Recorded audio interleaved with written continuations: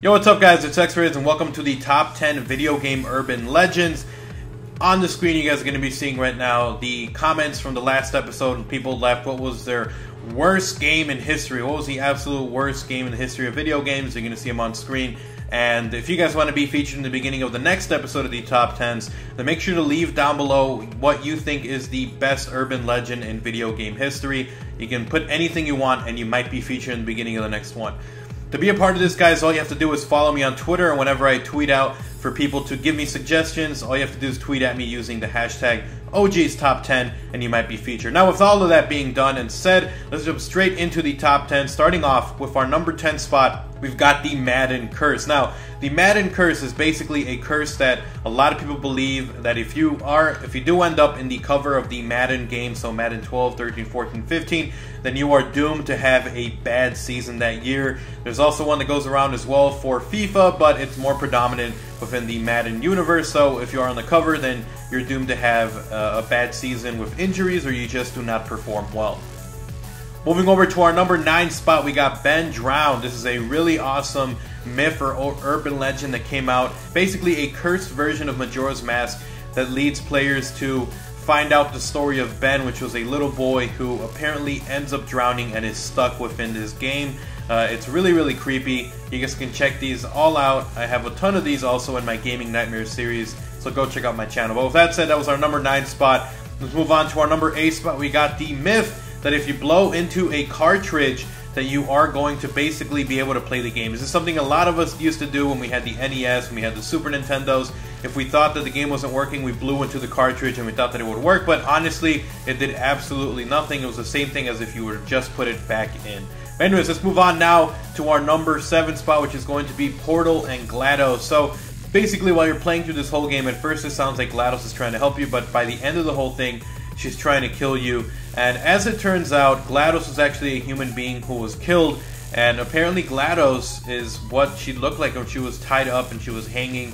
Image on screen for you guys to kind of get a visualization of what it is, but really creepy. Moving on to the number 6 spot, we've got Herobrine, one that is really popular in Minecraft. Herobrine, apparently there is this empty player that is in every Minecraft world, whether you're playing by yourself or you're playing with friends. It's a character with no eyes, and he's just like watching you. There's no way to catch him.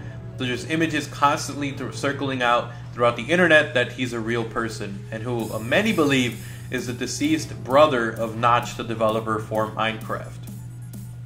Moving on from there, we got number 5, which is going to be Luigis Mansion, Dead Luigi. So one of the things that people noticed was the beta version, or the trailer that was shown off, showed a very depressed, kind of almost suicidal Luigi. And if you play the game, there's actually one level where a flash of lightning hits, and then you notice in the shadow a hanging Luigi, as if kind of foreshadowing into the future that Luigi's going to kill himself, or that he already killed himself. So it's a really creepy one, and it's within the game. A lot of people debate, is it him hanging himself, or is it just the lighting?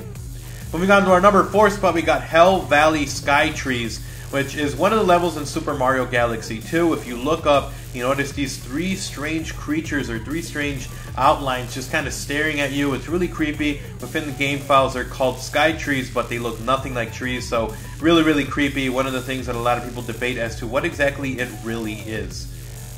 Let's move on now to our number 3 spot, which is going to be a very popular one, a very infamous one, the Lavender Town Syndrome, which is basically a huge conspiracy that came out, that when the first versions of Pokemon came out, when players in Japan, the little kids started going, when they went to Lavender Town and they started hearing the music, the theme, they all started getting sick. Some of them started getting suicidal. Other people started to die because of the high-pitched frequency. Very strange. A lot of reports apparently, but there was nothing that could confirm or deny it. Moving on now to our number 2 spot, we got Fallout 3 Number Station. It is a really popular one because apparently in Fallout 3, given a number of circumstances that you have to complete, the game starts to spew out numbers, and the numbers apparently detail what's going to happen in the future. So apparently it details what happens in the future, what's going to happen in the past, but there's really no proof that this is actually even in the game. Anyways, with that being said, let's move on now to our number 1 spot. Is going to be Polybius.